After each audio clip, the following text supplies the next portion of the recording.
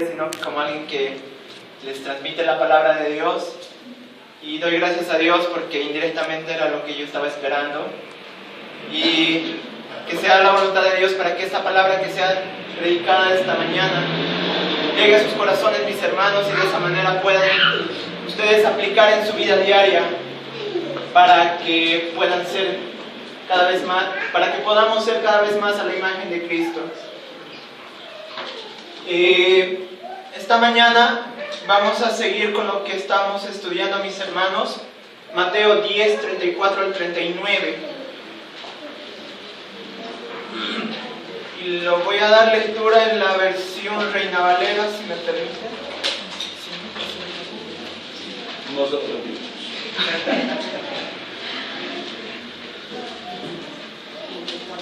Mateo 10, 34 al 39.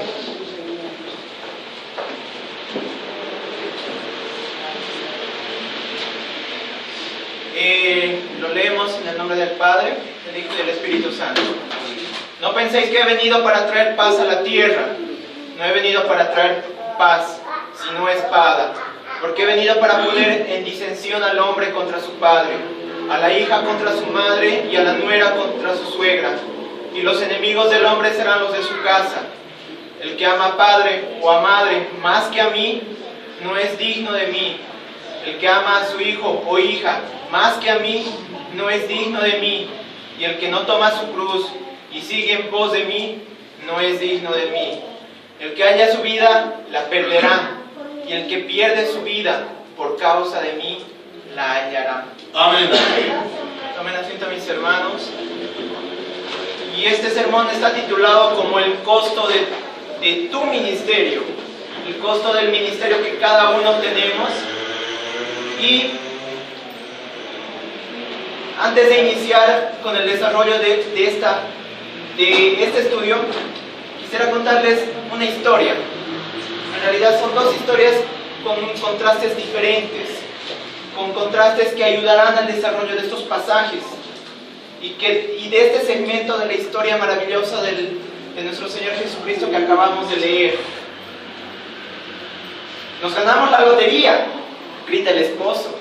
Al ingresar a su casa, su esposa, al escucharla, inmediatamente deja de hacer aquello que realizaba y, pasando un tiempo breve en el cual asimila aquella grata noticia, y salta con inmensa alegría, y en medio de tanta algarabía la mujer exclamó que los problemas se habían acabado y que la felicidad había llegado a su casa, pensando en viaje, vida de riquezas y lujos que podrían adquirir con ese dinero.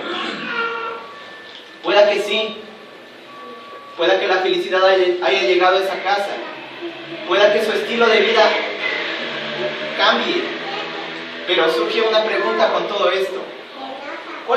¿Cuál fue el costo de vida de ese estilo de vida? ¿Cuál fue el costo de ese estilo de vida?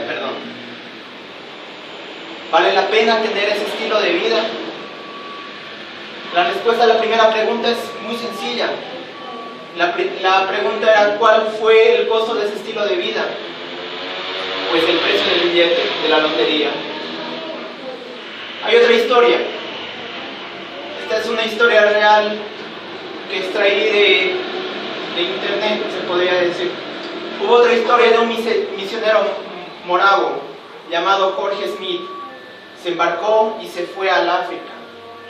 Poco tiempo después había logrado compartir el evangelio a una sola persona, una humilde mujer. No mucho tiempo después fue obligado por una enfermedad a salir de allí. Pasaron unos meses. Murió el misionero, orando con fervor a Dios por esas personas que había conocido en el África. Pero aparentemente su misión había sido un fracaso. Había llegado al fracaso, a la ruina, por tener solamente a una persona evangelizada. Pero un grupo de hombres llegó más tarde hasta el lugar donde él había orado. Encontraron allí una Biblia y luego cerca a la mujer convertida. 100 años después de empezada esa obra cristiana, en África, esta organización misionera tiene más de 12,000 convertidos. Como resultado o como gran efecto de una pequeña causa, una humilde mujer, que fue el trabajo de un largo tiempo, pero se consiguió solamente una mujer, tuvo frutos. Como resultado, como gran efecto de una pequeña causa, si esta es considerada humanamente. Pueda que muchos llamen fracaso o pérdida de tiempo a la misión que tiene este misionero, pero nuevamente surgen las preguntas de inicio. ¿Cuál fue el costo de esa vida? ¿Vale la pena tener ese estilo de vida? Son distintos contrastes. Mientras los personajes de la primera historia se regocijaban por tener más posesión, más lujos, más dinero, el personaje de la segunda historia daría todas sus posesiones, daría todas sus riquezas, daría todos sus lujos, sus comodidades, por regresar al África y seguir con la predicación del Evangelio transformador. Amén. El día de hoy hablaremos sobre costos, pero no el costo de seguir a Jesús, aquello a lo que debemos renunciar para seguir una vida cristiana y agradable a Dios. Viendo algunos puntos que ayudarán a la comprensión de este tema y que serán determinantes para concluir si realmente vale la pena seguir a Cristo con lo que nos exige o no vale la pena. En la lectura que hemos realizado en Mateo 10, 34 al 39, ese es el tema a estudiar, hermanos. Oremos. Mi Dios, bueno eres tú, Padre, que nos permites estar delante de ti, escuchando tu palabra, Padre. Aún siendo pecadores, nosotros estamos delante de ti. Gracias por tu gracia, Padre, que nos permite estar aquí con vida. Gracias por tu gracia que nos perdona nuestros pecados y nos hace aceptos delante tuyo por medio de nuestro Salvador Jesucristo. Mi Dios, permite que en este momento tu palabra sea predicada, Padre, y que no sean mis palabras, sino únicamente el mensaje que tienes para tu pueblo, mi Dios, para todos nosotros, para que de esa manera podamos ser confrontados por ella misma y podamos, mi Dios, ser más a la imagen de Cristo. Gracias te damos, bendecimos tu palabra, bendecimos este momento. Quita los nervios, Padre, y que tu gloria resplandezca. En el nombre de Jesús, amén. Amén.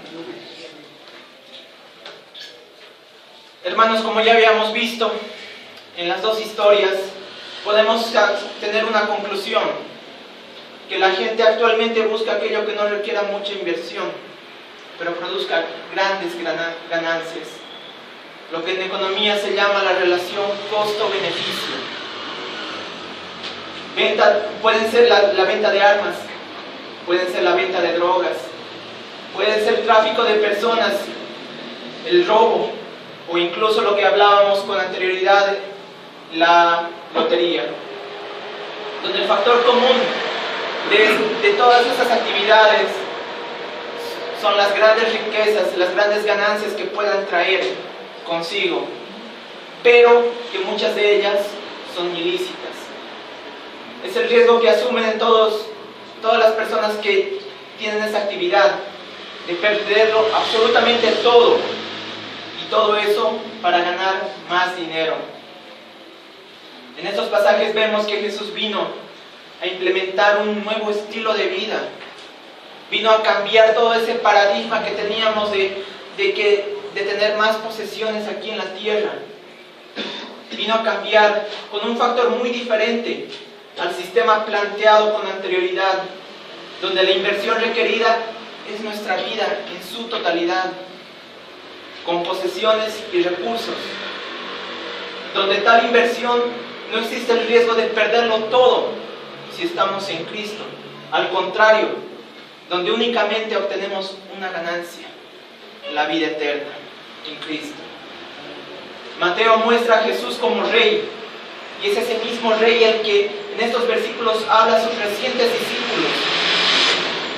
Teniendo como contexto, podemos ver de que es a sus discípulos únicamente que les está hablando. dando a conocer las exigencias de su reino. Es ahora donde habla a su iglesia Ríos de Gracia, a cada uno de nosotros, tanto a mí como a ustedes, cada uno de ustedes, para presentarnos aquellos requerimientos que Jesús pide antes que los sigamos y para que seamos dignos de Él. El estudio de hoy tendrá 4 puntos a estudiar. Como primer punto, el versículo 34 nos va a señalar el objetivo de su venida. El punto 2, los versículos 35 y 36, nos va a señalar el costo que tenemos que recurrir para seguirle. Y el punto número 3, versículos 37 y 38, la preferencia de su llamamiento. Y como último punto, el versículo 39, la esperanza de su venida. Entonces, mis hermanos, empecemos con el desarrollo de estos puntos. El objetivo de su venida, versículo 34. En Miqueas capítulo 5, de los versículos 4 al 11, encontramos una profecía sobre el señorío que tendría el Mesías venidero, aquel Jesús que vendría a liberar de la opresión del pecado y establecer su reino aquí en la tierra, pero no un reino tangible, sino uno espiritual. Pero los judíos no lo interpretaban así. Habían malinterpretado este pasaje, llegando a entender que los liberaría de una opresión política, la opresión que recibían de parte de los romanos, y que sería un rey eterno para el pueblo judío. Jesús no tenía características de un rey, no tenía un palacio, ni ejército para la ansiada liberación, no tenía sirvientes, ni mucho menos comodidades. Jesús nació no como un rey dentro de un palacio, ni tampoco en cómodas habitaciones con el calor de un dormitorio. Nació en un sucio corral, en un pesebre, rodeado de animales, pastores y magos que fueron anunciados por el ángel al nacimiento. En el versículo 34 dice: no penséis que he venido para traer paz a la tierra. No he venido para traer paz, sino espada. Nos da el objetivo puntual, el motivo principal de su venida, que en primera instancia niega que vino en son de paz, por lo cual se intuye que vino en son de ofensiva. Quiero detenerme un poco en este punto, ya que la primera parte, en la repetición de la frase, no he venido, teniendo en cuenta que en la repetición está el énfasis de la frase, destruye cualquier teoría que señala que Jesús vino en paz y amor para con todos los habitantes de la tierra, incrédulos y crédulos, sin tener distinción de ningún tipo de su sentimiento, y que a partir de su ejemplo nos enseñó a todos a ser como Él. Es cierto que Jesucristo es amor, porque Dios es amor, y que tiene amor por su creación, pero el amor especial que tuvo fue para los suyos. Y la última parte de este versículo es que refuta esas vanas teorías que tergiversan la imagen de Cristo. No he venido a traer paz, sino espada, pues tampoco vino a traer muerte y opresión, sino división. Una división entre las cosas que pertenecen al reino de los cielos con las que pertenecen al mundo. Hacer una separación entre su pueblo santo y el mundo, ya que ambas partes estaban en contienda, por lo tanto no podían permanecer juntas. Y delimitar el campo para aquellos que pertenecemos al reino, para que ya no vivamos enredados en las cosas del mundo. El pertenecer al reino de los cielos tiene un costo, pero no es un costo económico, no es un costo temporal, el cual se tenga que pagar por algún tiempo en la vida, ni mucho menos es un costo bajo. Y ese es nuestro siguiente punto: señalar cuál es el costo por seguir a Cristo, y que marcará la diferencia entre los hijos del reino y los hijos del mundo. El punto número 2, versículo 35 y 36, el costo para seguirle. Quisiera contarles un poco de mi vida.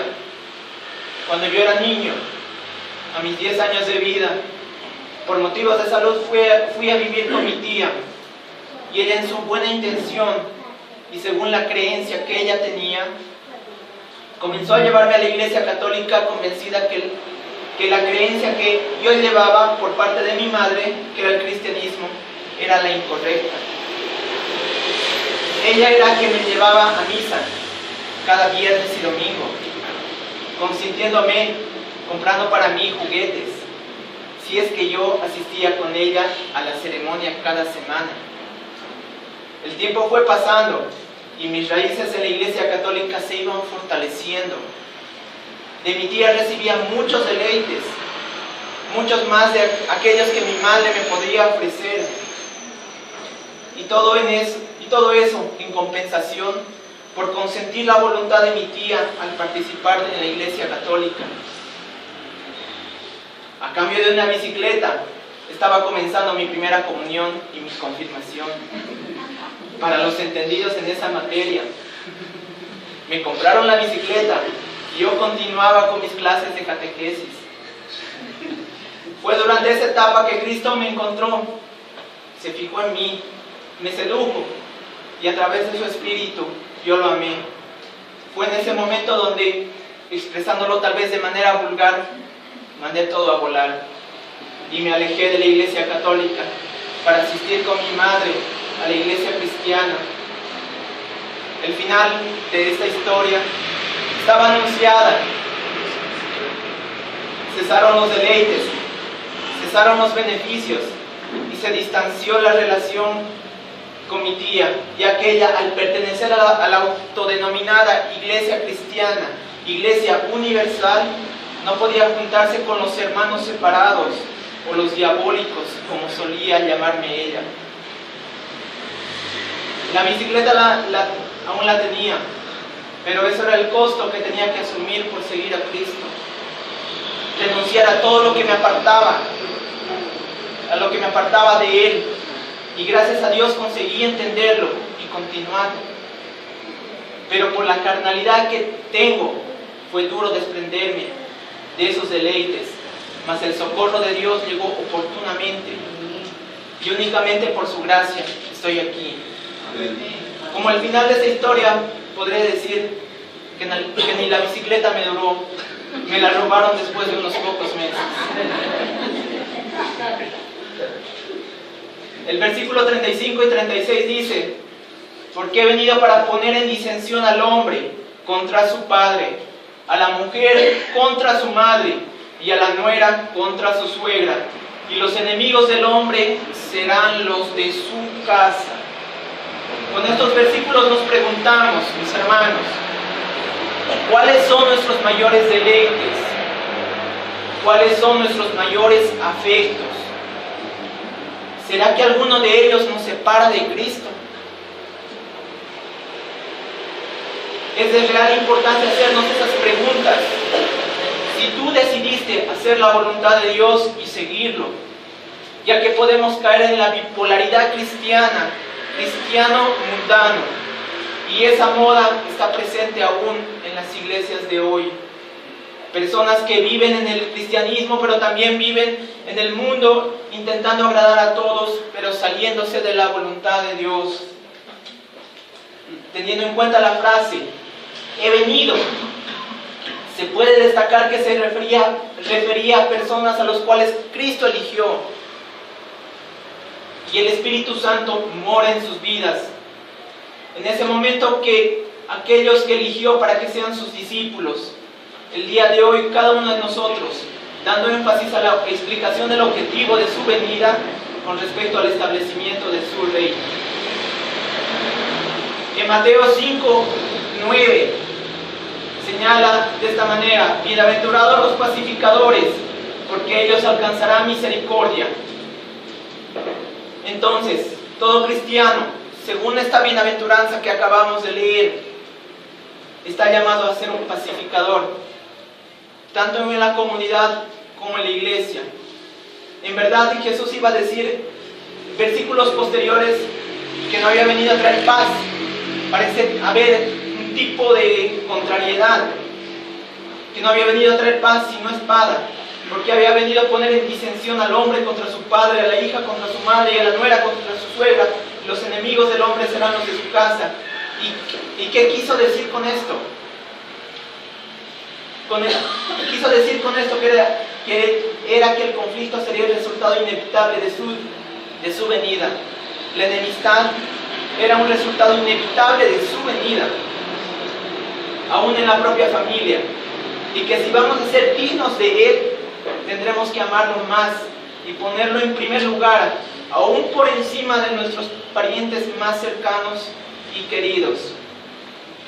Sin embargo, resulta claro y más allá de cuestionamientos a lo largo de toda la enseñanza de Jesús y sus apóstoles, que nunca deberíamos buscar conflicto por nosotros mismos o ser responsables de él. Por el contrario, estamos llamados a la paz. Debemos procurar la paz, activamente la paz. Debemos seguir la paz con todos, y así, en cuanto dependan a nosotros, debemos estar en paz con todos los hombres. Habrá división, habrá disensión. Jesucristo lo supo, y no era necesario el atributo de la omnisciencia que Él posee, sino que era evidente que era y es necesario que la luz se haga cierta ante las tinieblas, para que la luz, que es Cristo, pueda resplandecer. Y una vez que la luz resplandezca en tu vida, muchos que están en las tinieblas conocerán de Cristo y serán llamados a su luz admirable. Ahora que somos creyentes, seguidores del Dios vivo, el costo para seguirles, mis hermanos, es la enemistad. La enemistad con la familia, la enemistad con los cercanos, mas no habla de una separación. Por lo tanto, es nuestro deber orar por aquellos que nos consideran sus enemigos. Más bienaventurado aquel hombre o mujer quien comparte con toda su familia la dicha de pertenecer a Cristo. Ahora que somos creyentes, el costo no solamente es la enemistad con la familia, sino también es abandonar todos los deseos de este mundo, aquello que nos aparta de Dios, aquello que no permite que la luz de Cristo resplandezca en nuestras vidas, aquellos pecados que opacan la gloriosa obra de Cristo en nosotros. Y eso lo veremos con más detalle en el siguiente punto. Pero a todo esto, mis hermanos, ¿será que vale la pena seguirlo? El siguiente punto, mis hermanos, hará que entendamos aquellas preferencias que tiene con sus hijos el reino de los cielos. Y nuevamente se realiza la pregunta propuesta para que salgamos de aquí con las implicaciones que conlleva seguir a Cristo. El tercer punto, mis hermanos, es versículos 37 y 38. La preferencia de su llamamiento. El que ama a padre o madre más que a mí, no es digno de mí. El que ama a su hijo o a hija más que a mí, no es digno de mí. El que no toma su cruz y sigue en pos de mí, no es digno de mí. Un texto paralelo a ese podemos encontrar en Mateo 16:24. Y en ambos textos relatan que la condición de autonegación es perder el deseo de todas las cosas de este mundo por la vida en Cristo.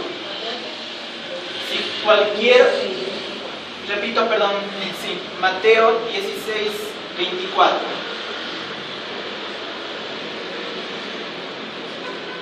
Si cualquier hombre viene a mí, que se niegue a sí mismo, tome su cruz y sígame. Porque cualquiera que quiera salvar su vida, la perderá. Y cualquiera que pierda su vida por causa del Evangelio, la salvará. Regresando nuevamente, mis hermanos, a nuestro pasaje, que es en Mateo 10, Jesús dice que la condición para seguirlo es amarlo más a Él que a cualquier otra persona. El que ama a padre o madre más que a mí no es digno de mí. Y enfatiza esta palabra, no es digno de mí. El que ama a hijo o a hija otra vez no es digno de mí. Y el que no toma su cruz y sigue en pos de mí no es digno de mí. Y Pablo lo describe de una manera más dura, pero más sencilla de comprender. Primera de Corintios 16, 22. Dice de esta manera, mis hermanos: el que no amare al Señor Jesucristo sea anatema. El Señor viene. Se clarifica el pasaje. Por lo tanto, se pone al descubierto la necesidad de creer en Él y amarlo. Amarlo con todo tu corazón, amarlo con toda tu alma, amarlo con toda tu mente y amarlo con todas tus fuerzas, porque este es el principal mandamiento. Este fragmento es sacado en Marcos 12:30. La segunda parte de este versículo dice: tomar su cruz y seguir en pos de Él. Destaca la necesidad de la existencia de un esfuerzo de parte mía, de parte suya, de parte de cada una de las personas que estamos aquí. No es una expresión directa de una obligación, de una muerte en cruz. Es la analogía que demanda de Cristo, de una demanda de Cristo, de un compromiso total por parte de nosotros, incluso hasta la misma muerte, y que tendríamos que hacerlo cada día, según Lucas 9:23. Llevar una cruz, mis hermanos, requiere esfuerzo y valentía. Los mismos que fueron recomendados en el Antiguo Testamento a Josué, que se le exigieron con la promesa de que la presencia de Dios estará con él todos los días de su vida. Y haciendo una pequeña comparación de lo que implica llevar una cruz cada día, en primer lugar se toma en cuenta el peso de la cruz, muy superior al peso de nuestro mismo cuerpo. Y llevarla cada día, tomando en cuenta que la distancia que ellos que en la Biblia se tomaba como una distancia de un día era aproximadamente de unos 32 kilómetros. Realmente lo que Jesús estaba exigiendo en este pasaje es que salgamos de nuestra comodidad y podamos sudar la camiseta en la predicación de su evangelio. Recordemos nuevamente las ilustraciones de la familia, de las familias que se mencionaba en la introducción. La familia que se ganó la lotería y el misionero que quería regresar al África. ¿Cuál de los dos estaban sudando más la camiseta? ¿Cuál de los dos se encontraban en su comodidad? Con esto no quiero decir, mis hermanos, que el dinero y la comodidad están prohibidos para un cristiano.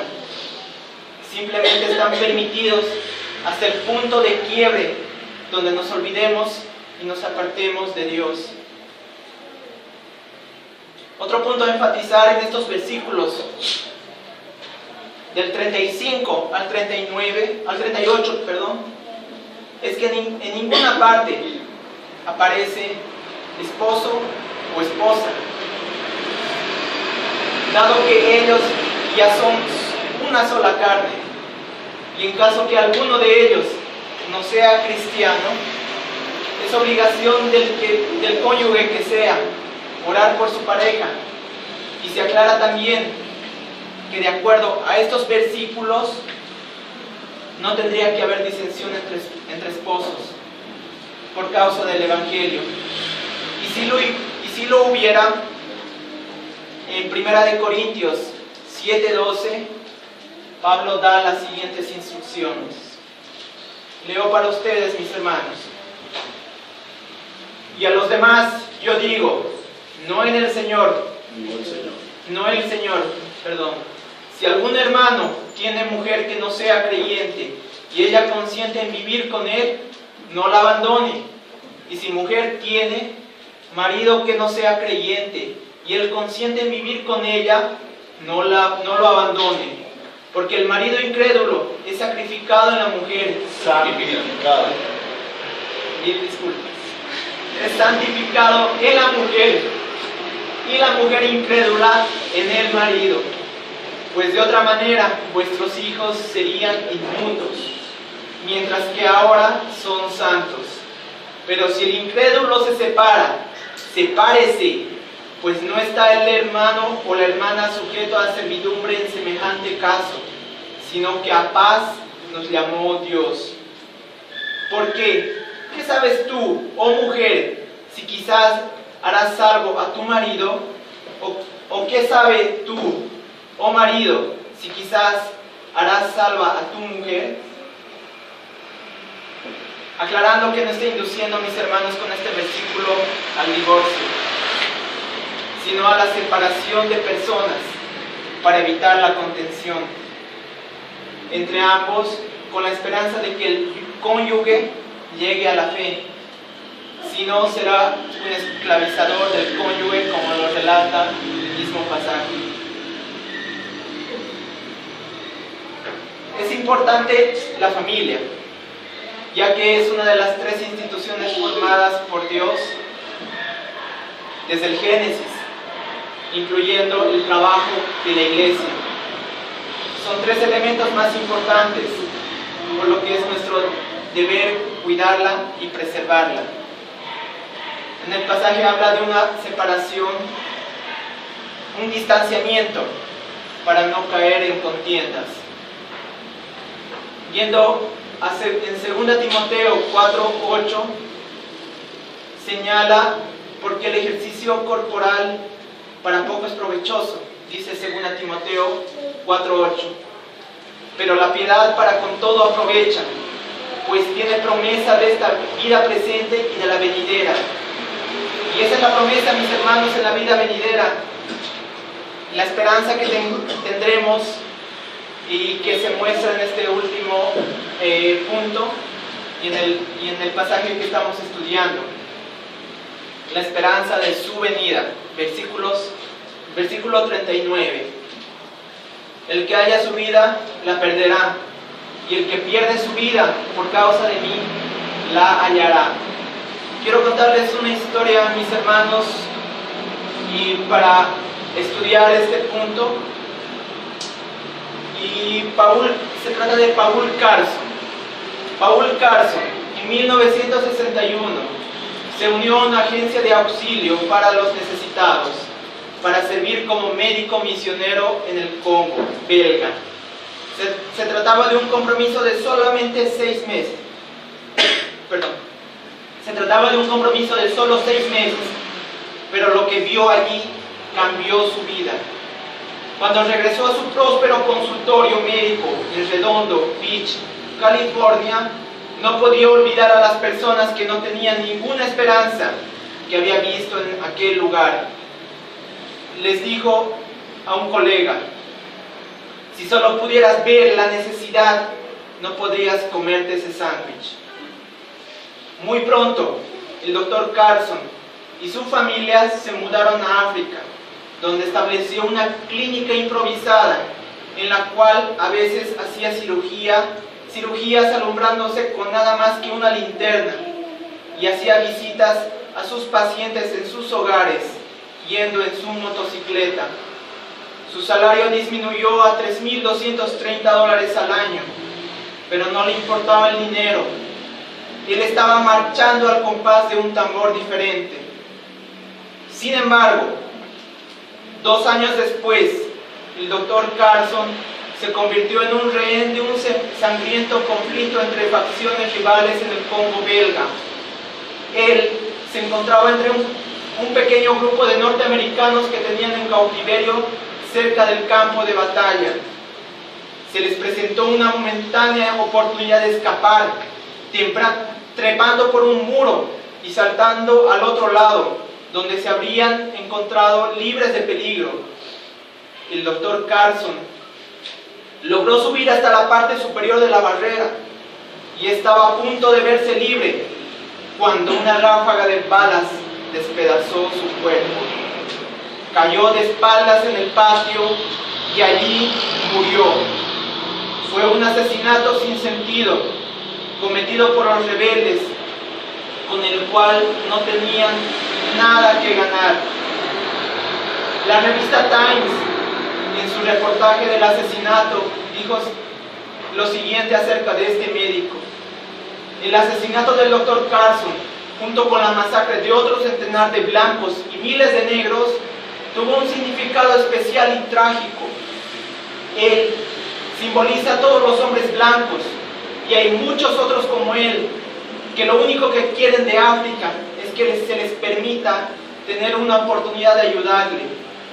Él no era un santo, ni tampoco su intención fue convertirse en un mártir.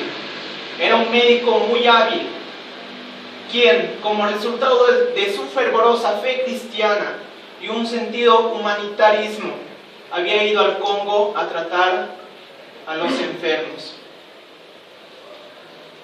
Para mí este fue el mayor caso del amor por el ministerio, más ejemplar que vi.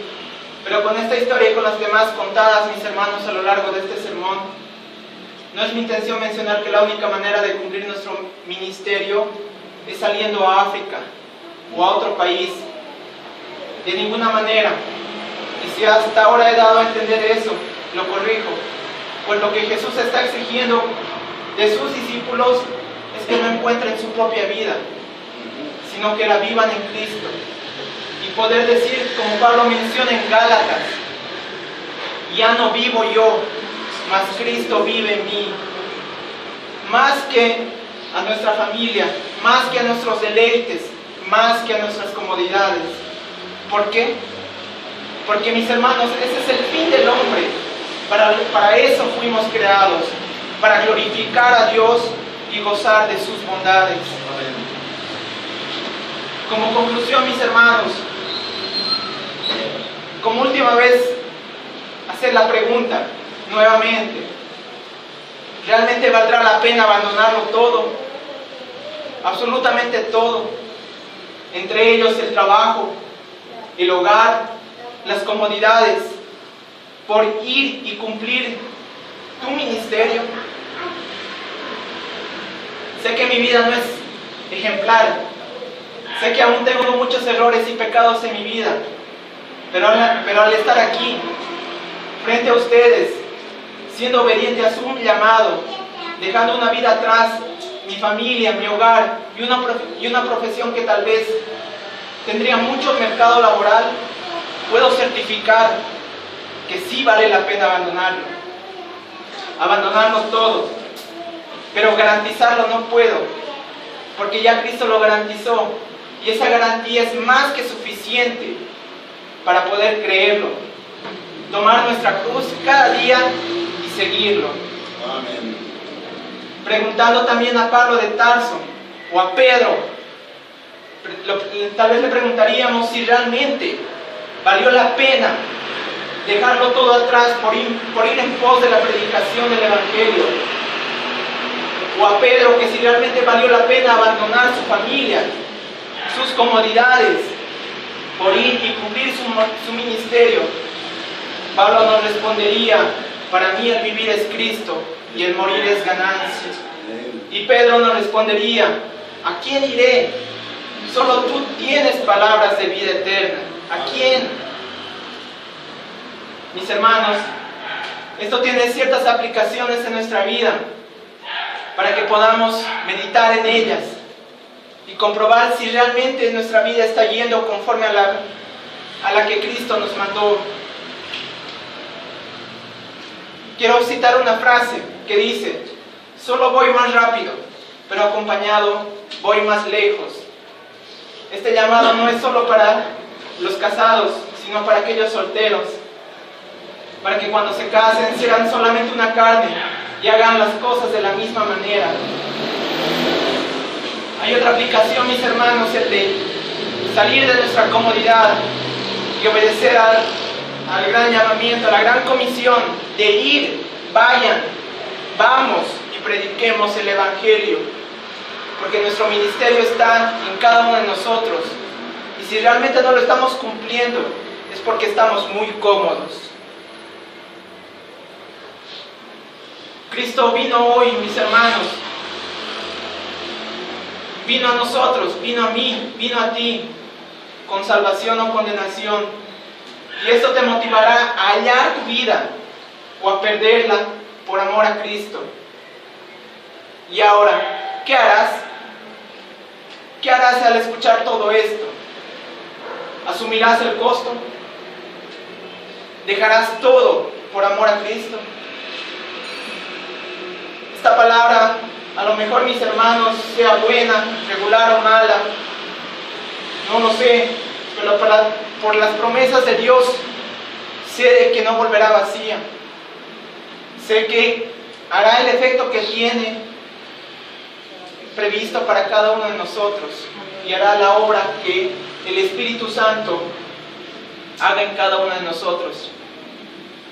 Y quiero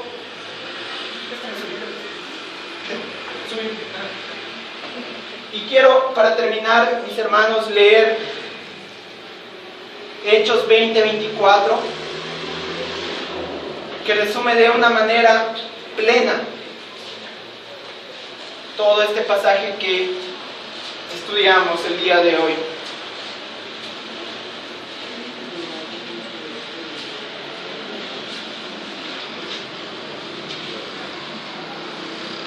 Leo para ustedes, mis hermanos.